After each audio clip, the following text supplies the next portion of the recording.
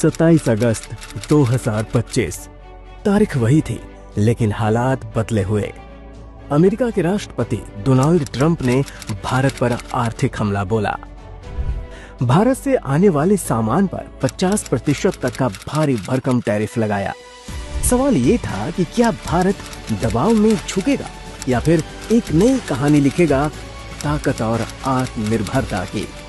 Trump का tariff war सिर्फ व्यापारिक फैसला नहीं था, ये वैश्विक राजनीति का हथियार था। पहले 25% का रेसिप्रोकल टैरिफ और फिर रूस से तेल खरीदने का बहाना बनाकर 25% का दंडात्मक टैक्स। नतीजा साफ था, भारतीय निर्यातकों पर सीधा असर, क्योंकि अकेले अमेरिका भारत के कुल निर्यात का लगभग 18% हिस्सा खरीदता है। लेकिन प्रधानमंत्री नरेंद्र मोदी ने स्पष्ट कर दिया, भारत न घबराएगा और न झुकेगा। मोदी सरकार ने तुरंत जवाबी रणनीति बनाई।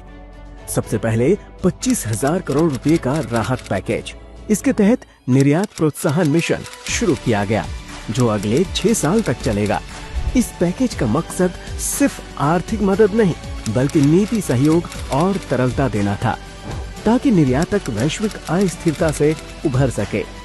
इसी दौरान निर्यात संगठनों ने सरकार से लोन मोराटोरियम और क्रेडिट गारंटी स्कीम में विस्तार की मांग की।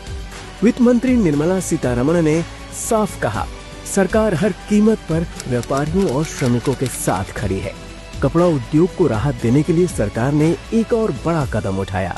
कॉटन पर आयात शुल्क माफ करने की समय सीमा बढ़ाकर 31 दिसंबर 2025 तक कर दी गई। इससे भारतीय टेक्सटाइल को ग्लोबल मार्केट में लंबी रेस का खिलाड़ी बनने में मदद मिलेगी। इसके बाद आया बड़ा ऐलान, जीएसटी सुधार। अब 4 की जगह केवल 2 स्लैब रहेंगे, 5% और 18%। इससे रोजमर्रा की चीजें सस्ती होंगी, खपत बढ़ेगी और जीडीपी में लगभग 0.6% की वृद्धि होगी। यानी टैरिफ में हुआ नुकसान घरेलू खपत से पूरा होगा। लेकिन मोदी सरकार यहीं नहीं रुकी। भारत ने 40 देशों में आउटरीच प्रोग्राम शुरू किए, जिनमें जापान, ब्रिटेन, जर्मनी, दक्षिण कोरिया, फ्रांस, रूस और ऑस्ट्रेलिया जैसे देश शामिल हैं। ये देश मिलकर $590 अरब का टेक्सटाइल और अपैरल आयात करते हैं। भारत के लिए ये अवसर है एक नए व्यापारिक नक्शे को गढ़ने का।